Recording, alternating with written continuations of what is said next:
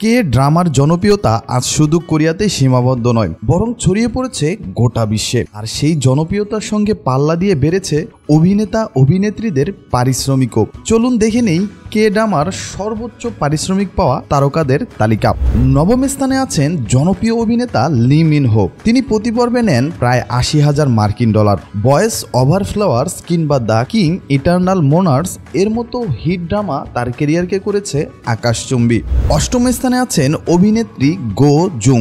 তার প্রতি পর্বে পারিশ্রমিক প্রায় ৮৫,০০০ মার্কিন ডলার, আর তার অভিনয়ের দক্ষতাই তাকে এনেছে এই অবস্থানে। সপ্তম স্থানে আছেন জনপ্রিয় অভিনেতা Hyun Bin. Crash landing on you এর নায়ক তিনি প্রতি পর্বে নেন প্রায় ১,১৩,০০০ মার্কিন ডলার।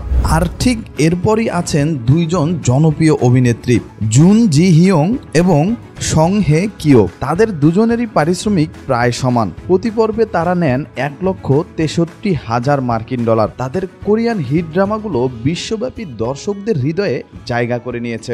এখন আসা যাক তালিকার শীর্ষ তারকাদের কথায়।